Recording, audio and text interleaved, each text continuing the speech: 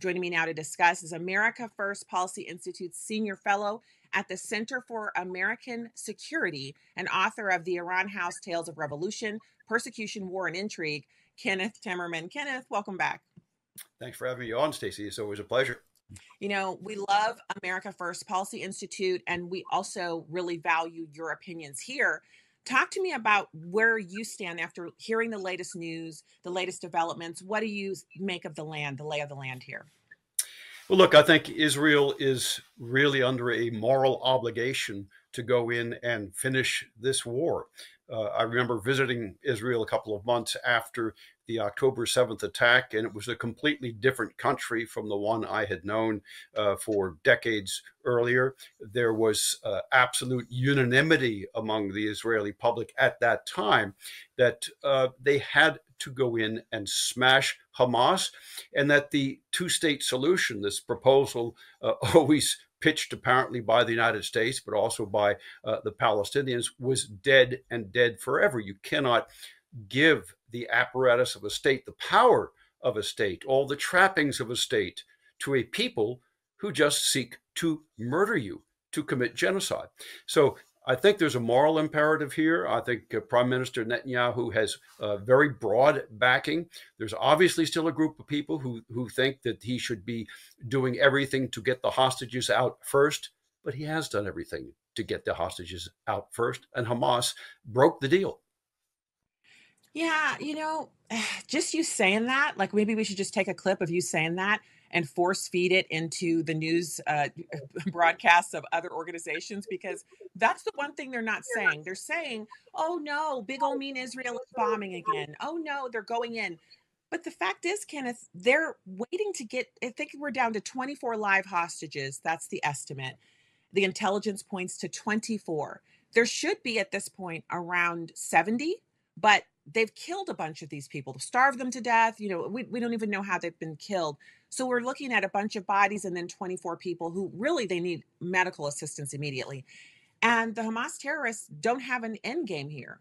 They're not actually looking at returning the hostages and then going back to governing Gaza. They're keeping the hostages because that's their only way of actually having any transaction with Israel right now at all.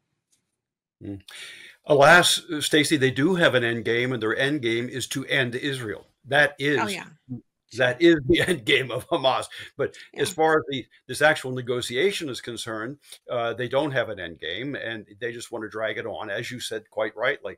And they are hoping to use those hostages to gain as much possible leverage as they can. They want to get out thousands more security prisoners. And remember, most of these people that Israel is releasing are murderers. They're people with blood on their hands. They have been captured, tried, and convicted in front of courts in Israel.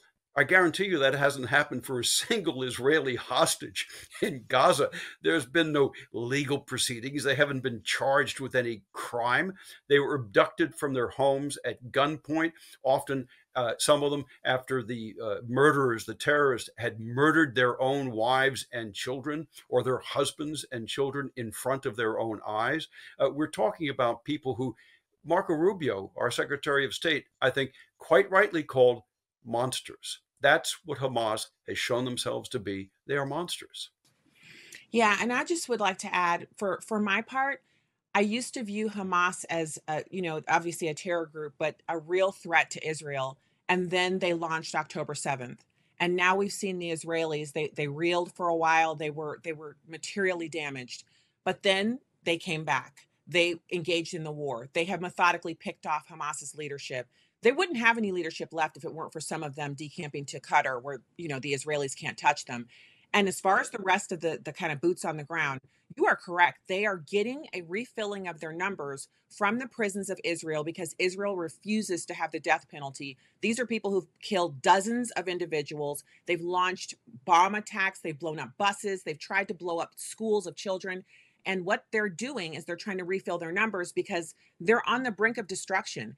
And now that Israel is engaging in the war again, their end game may be to destroy Israel, but it's kind of hard to do when you have less than 1,000 people and you don't have a constant stream of resources from UNRWA through the UN, which is basically all of the West funding you. You know what I mean? Like they hurt themselves by launching the October 7th attack because they were running the biggest con in the Middle East on us using Western dollars before they actually launched that.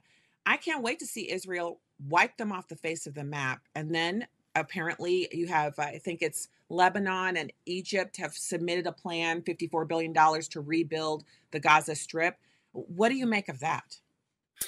Well, President Trump has pointed out quite rightly that before you can rebuild, you've got to level the place. It's almost leveled now, but you've got to clear it out and clear out all the landmines. You've got to clear out all the tunnels, and we're a long way away from that, Stacy. I mean, the hostages are quite likely being held inside the tunnels. That's what we know from many of the released hostages.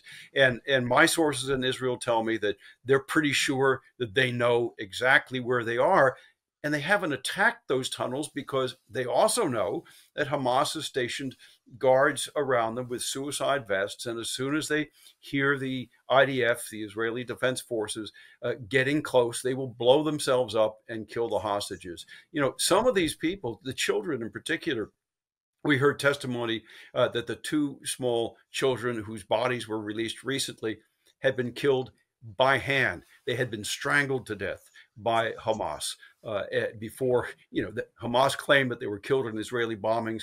And Daniel Haggad, yeah, who's one of the spokespersons for the IDF, he said, no, we did a forensic autopsy on both children, and they were killed with bare hands by being strangled to death. Again, these people are monsters.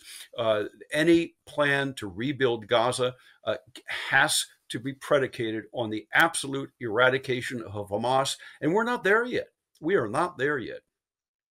So we're not there yet, but I know for a fact that the Middle Eastern countries don't want America to go in there.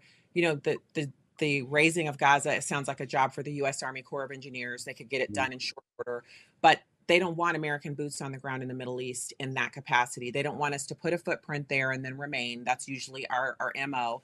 And so they're looking for ways to get this done on their own.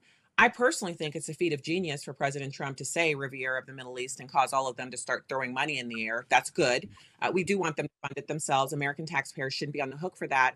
But at the end, last question here, if you could, in just a minute or so, what happens with the Israelis when it's raised and rebuilt and Palestinians come back in? Do you see a peace there? Well, again, there can only be a peace with absolute ironclad guarantees. Number one, that Hamas does not come back. They cannot be tolerated there.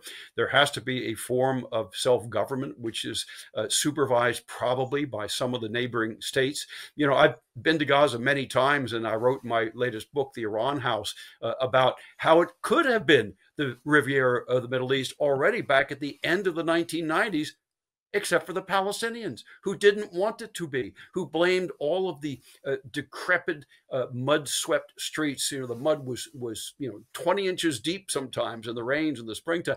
They blamed it on the Israeli occupation. The Israelis had left in 1993, and they blame everything on the Israeli occupation. So you've got to have a government in Gaza that is not led by Hamas and is supervised by the neighboring Arab states who have peace treaties with Israel and have skin in the game, who have an interest in seeing that area succeed.